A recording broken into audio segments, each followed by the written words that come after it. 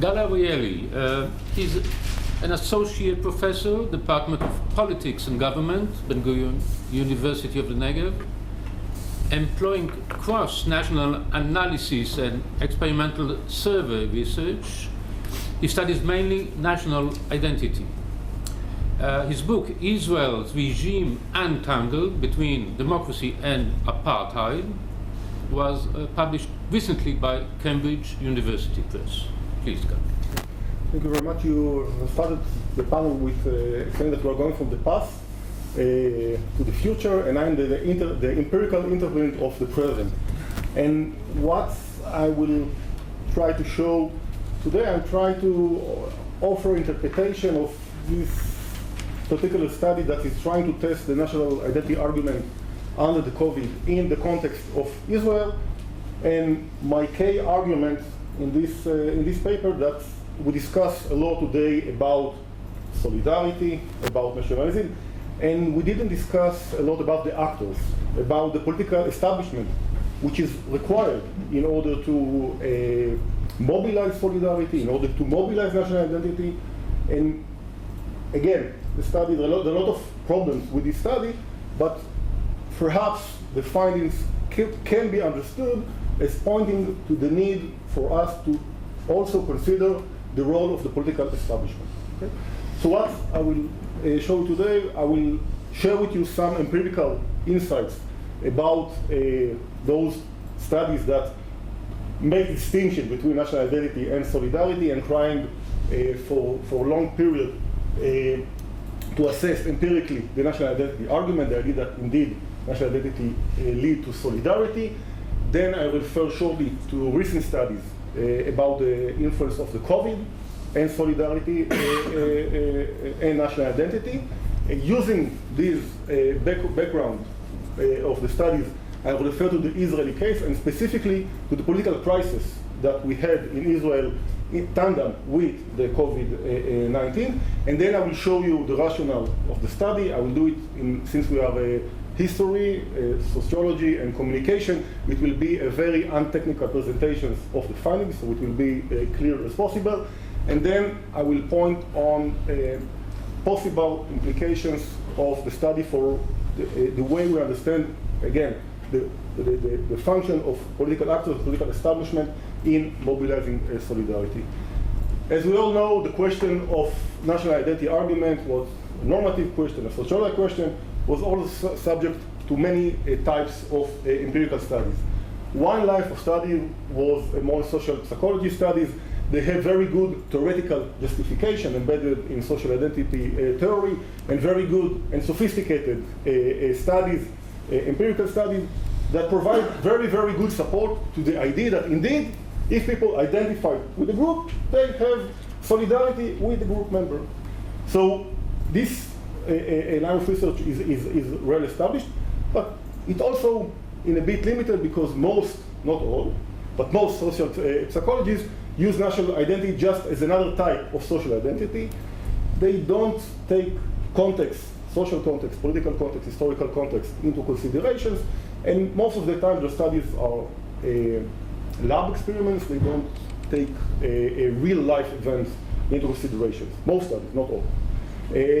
But again, this study provides us a very good theoretical justification to expect that indeed national attachment will be related to solidarity. Another type of studies, we have more sociological studies that use mainly surveys and cross-national surveys with all the limits. And I really agree with John that there are many limitations in studies, but again, these studies show us that national identity is related to solidarity, but not in a systematical way. Recent reviews of these studies by Gina and Miller and others show us very clearly that our ability to understand how national identity and solidarity are related lead to inconclusive conclusion. We don't have a clear picture about how indeed national identity and solidarity is related, because there are different dimensions of national identity, there are different measures of national identity, there are different measures of solidarity. We have a lot of methodological problems in the process. And another point that most of these studies are cross-sectional. They can point that there is a correlation or link between the variable. They cannot tell us the chicken and egg problem that we're discussing all day long. They cannot really, despite their empirical ambitions, they cannot really resolve the chicken and egg problem. So this is part of what we know until the COVID entered our life 2 years ago. Since the COVID-19 entered our life, there were many studies, many writing about national identity, solidarity under the pandemic across various fields. And there were also some attempts by social scientists to understand what motivated people to pro-social behavior under the pandemic. Again, most of these studies didn't want to inspect the national identity argument per se, but we can use this study as some type of proxies to understand how national identity and solidarity were affected by the COVID. And again, unsurprisingly, we don't have clear pattern from the results. For example, if we look on the changes in the level of national identity, we see that in some cases, like in the US, there was a clear decline in national identity along the period of the pandemic. In China, there was no change. In some countries like South Korea or New Zealand, after the lockdown, we have evidence of increasing national identity, patriotism. Again, depends on how we measure it. So the changes of national identity differ between countries. When we look on the ways national identity is related, not to solidarity, but to pro-social behavior, like wearing masks and keeping social distance, again, we don't have clear conclusions. For example, one study in the UK found that higher level of national pride are related to less willingness to help others. Another study in Poland, to help others, yes. Another study in Poland showed, in line with many other studies, that different dimensions of national identity are related to different types of behaviors in this similar way. It's like a general pattern of what we know from many other studies. The most comprehensive study that was published just a few months ago in Nature Communication was a study across dozens of countries that look how national identity and national chauvinism is related to actual behavior, actual distance behavior, and as well as surveys.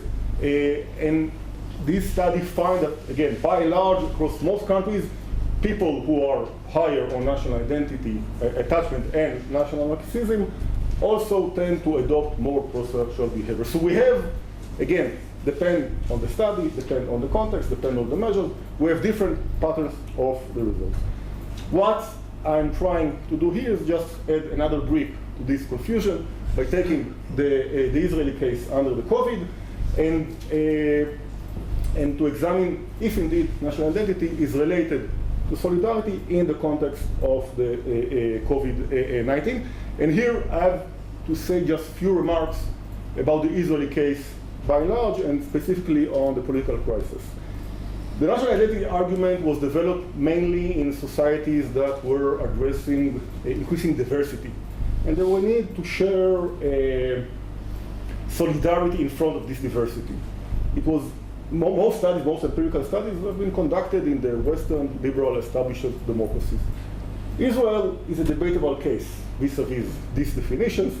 It's a different case, but in a sense, as Avi pointed in his greeting to the morning, it's a case. It's a very strong national attachment as a source of mobilization for solidarity. So it has its uniqueness, but again, it has some advantage also the Israeli case. And more specifically, in the last 2 years, or during the COVID, Israel was in a very deep political crisis. We have 4 elections cycles. 2 election cycles was before the pandemic. Then the first lockdown was just before the 3rd elections, and a year after we had another election. So we have a very, very inherent deep political crisis in Israel, and it was only a problem of the political establishment, of the lack of the ability to establish a government. It was a much more polarized. This is a very famous a picture of Benjamin Netanyahu, the incumbents until the election of 2001, in court, paying charges of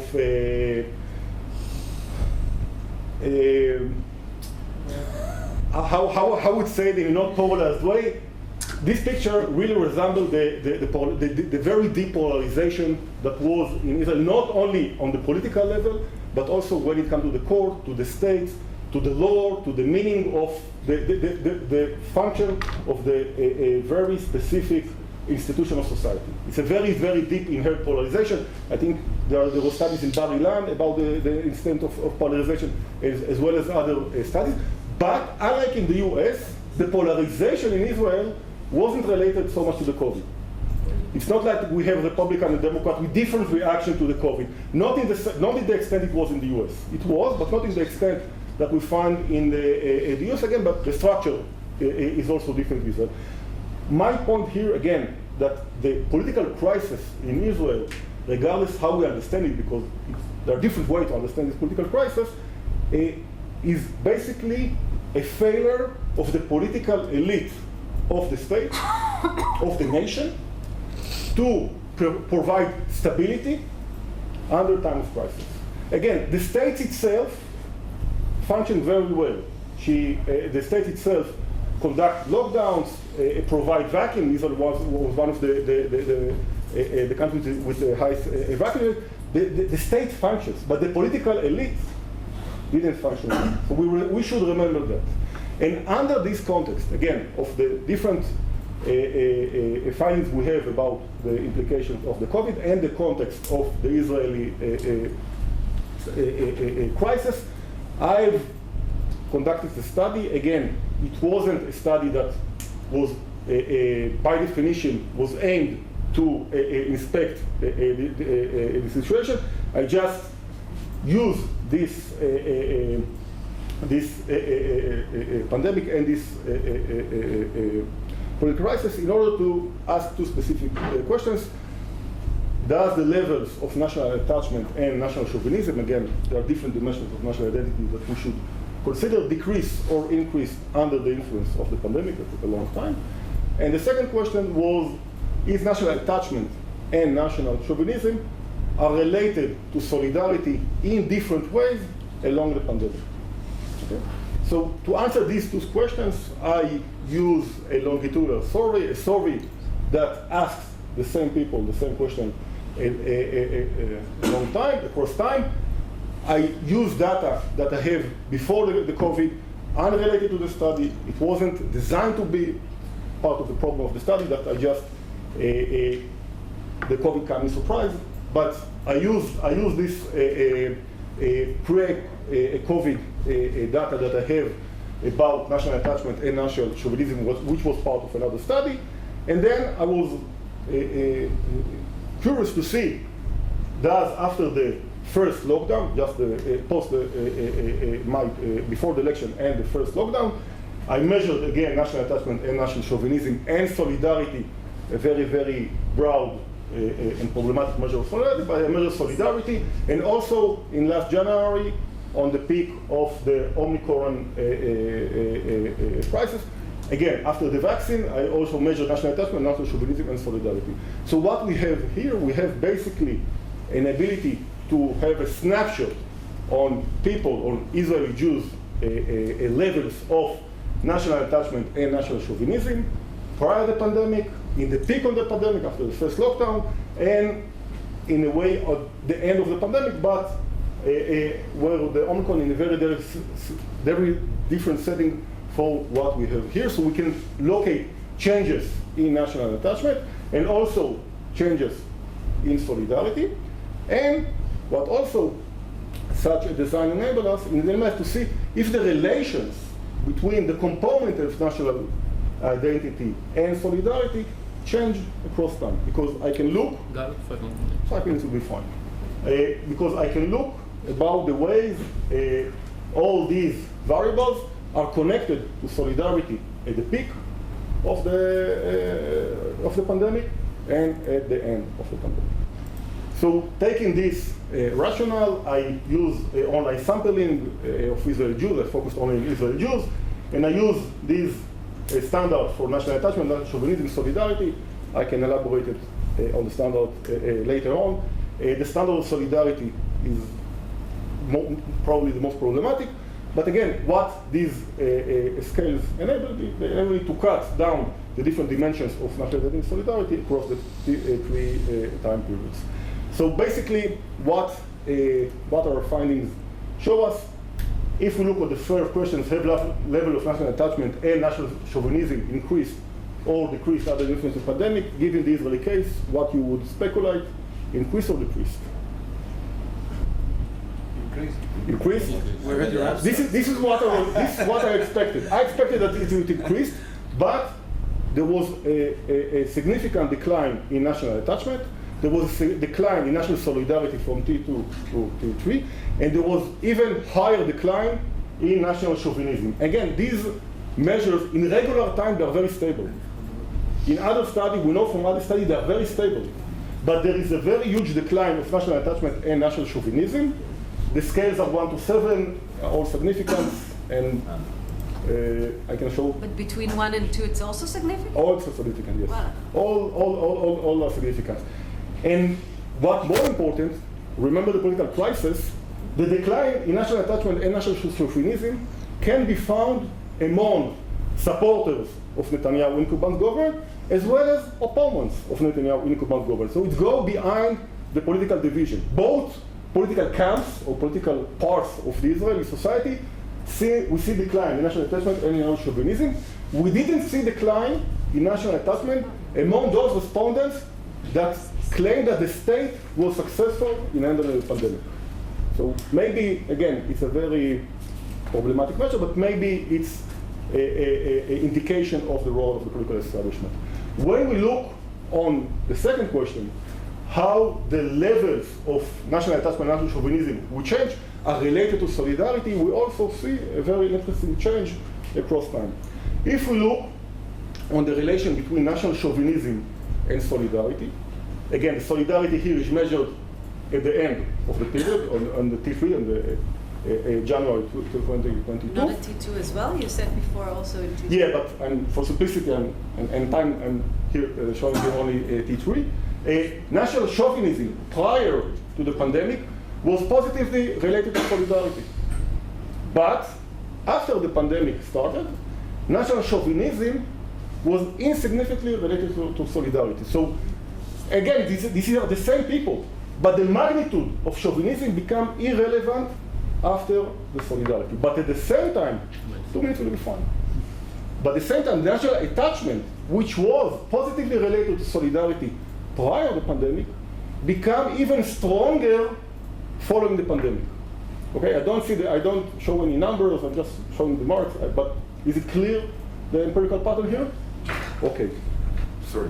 Solidarity T2 was included in the model so that you control for the stability in... Yeah, but I don't show... Okay, you don't show, but you included it, and then it's fine. Yeah. But I'm not showing here for sake of simplicity and across disciplines. So basically, what are the implications? What we might learn from this study, because there are a lot of problems, measurement problems, as I told you before, there are inherent measurement problems in these studies. But given these problems, what are the implications of these findings? On one hand, we see that national attachment relations with solidarity become stronger, and national chauvinism become weaker across time, under the pandemic, under the crisis. So in a sense, this could be seen as very strong support for the national identity argument, that don't only see as cohesion, we also see the mechanism of change. But at the same time, we see that national attachment, national chauvinism, and solidarity decline.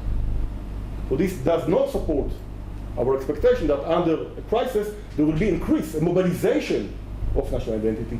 And perhaps, and I don't know, this is the interpretation, I cannot prove it in the finding. It's a very, very crude interpretation.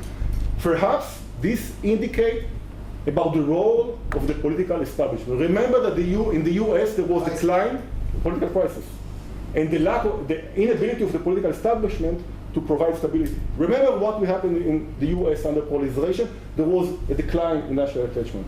In other countries, South Korea, New Zealand, there wasn't a decline, there was increase. In China, it was very stable. And perhaps these findings indicate that when we think on national identity and solidarity and how they are interlinked, we can have a lot of theoretical discussion about the egg problem or the causal relation between them, but perhaps we also should consider the political actors, not specific political actors, but the entire political elite, the entire political establishment, and their role in creating I don't know if it's a mechanism, I don't know if it's so, I don't know what it is, but it's something that we can enable people to rally around, to mobilize around. Otherwise, perhaps, and it's a big question, perhaps we cannot really know if indeed we can mobilize national identity in times of crisis.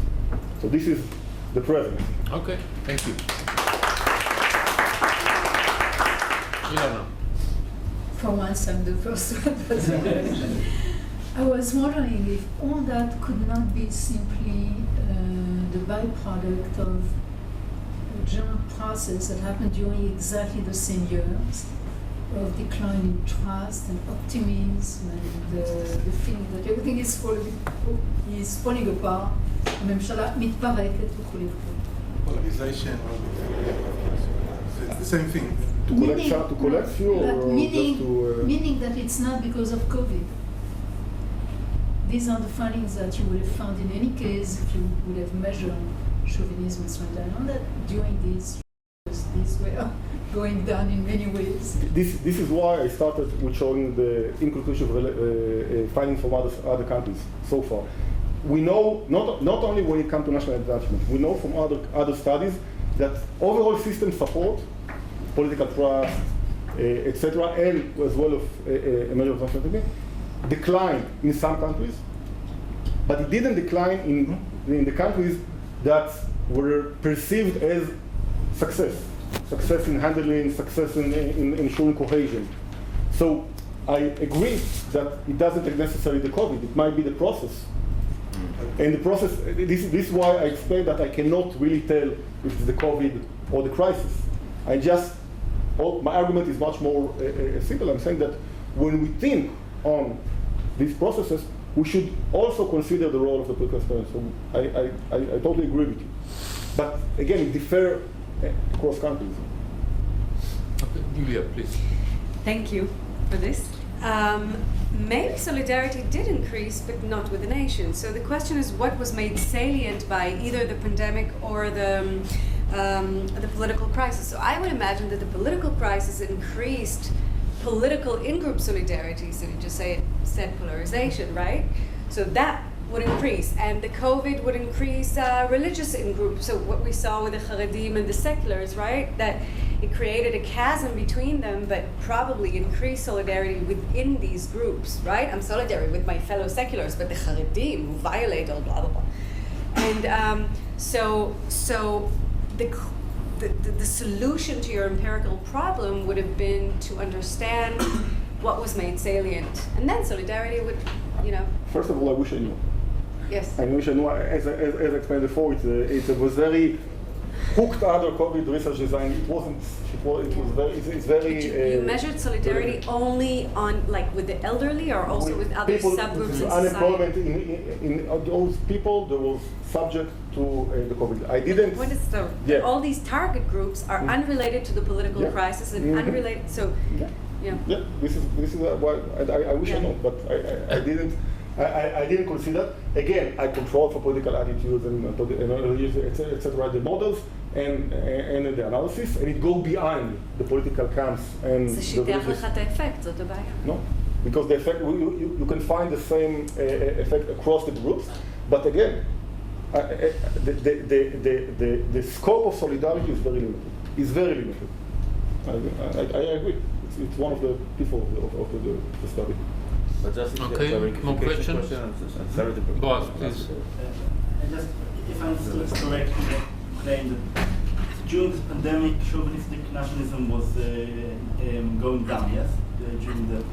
Okay, so my question is, I'm not strong in empirical data at all, but from what I know, according to Bituach Leumi and National Security, inequality during the 2020 pandemic had gone down because the government put forward compensation mechanisms and so on.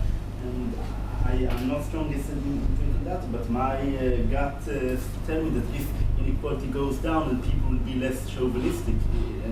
And the question of economic inequality it doesn't seem to be taken into account in this research. So I wonder, do you think it has room to talk about these things? Are they less important?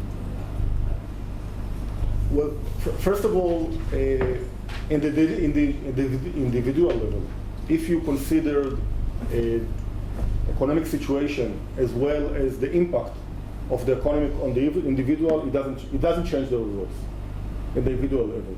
And the macro level, you are referring to a process in the macro level. There's a huge debate in the literature about the relation between inequality and nationalism. But regardless of this process, when you're trying to assess it in empirical ways, you have a lag effect. You cannot really point it. You cannot really grasp it in a very short period of time. Okay, more questions? Danny. Yeah, I just have a kind of clarification question related to what you were showing Julia just now. So the items on solidarity were actually related to a specific question, and on the face of it have nothing to do with nationalism. But this just makes your case stronger, because this is very strong. They were interpreted apparently because they're correlating very highly with national identity, right? If I understand the findings. The correlation, the magnitude of the relation between national attachment and national chauvinism and solidarity wasn't very strong. It wasn't very strong. If it was very strong, again, the challenge is that you need to establish a valid distinction between the variables. And this is why the measures I used were unrelated to the concept of the nation. I didn't use the term nations because I want to bypass this problem, but again, it created other problems, as you were pointed. So after understanding that, my question is that, you're trying to interpret, you're assuming two historical processes going on. Of course, you can't measure them. One is the extreme polarization of the government. We have polarization from 1977, but it's an extreme polarization, which is also accompanied with feelings of basa, a very big basa by Muslims. So this is your one assumption. The other assumption is that COVID is relevant. But for your thesis, at least from what's going on, the question would be, assuming this is extreme polarization, if I understand right, your question is, under extreme polarization, a crisis like COVID doesn't actually increase, but actually, right, this is the assumption. I think that, again, given the data limitation, under these specific conditions, what we can see two different processes. On the one hand, there was an overall decrease in system support, decrease in national attachment, decrease in national chauvinism, which are very, very stable. National attachment in Israel doesn't change, for example, even in period of army struggles, like the confrontation in Gaza. The national attachment is stable. National chauvinism is more fluid, but national attachment doesn't change even in wars. But again, here we see a decline. It's very rare to see decline in national attachment, not only in Israel, in other cases. So on the one hand, we see an overall decline in the level of attachment to the system. On the other hand, we see that national attachment become more relevant to solidarity as the pandemic, in line with the social psychology expectations. So there are conflicting results and conflicting possible interpretations of these results. And given these conflicting interpretations, given the limitation of the data, the only things that I can say for sure that we should not only discuss on solidarity, national identity, we also should think who is in above trying to mobilize these sentiments. So this is the only thing I can say for sure from this study. Just a short, quick follow-up on what Ilona was asking about. Did you measure the trusting others? Was that a separate thing? Because we did a similar study, but on 5 different countries: Sweden, Germany, England, Ireland, and Serbia. it's not longitudinal, so we couldn't make any of these, but we were looking at trust in government, nationalism, and COVID-19 context. So I'll have to connect with you about this project. It's really interesting to me. And here we find differences across countries. So it's like countries where there's a low level of trust in government, like Serbia. It's different kind of link or no link or something. So I think that'd be really nice. So I don't know whether you measured that separately as a trust in government, because I think that would tell us. And just a small thing, because I just noticed that the gender seems to be statistically significant. You could tell us a little bit more about the gender element. Well, in many studies, we know that gender is related, and Julia can tell us more about it. So gender is related to more empathic,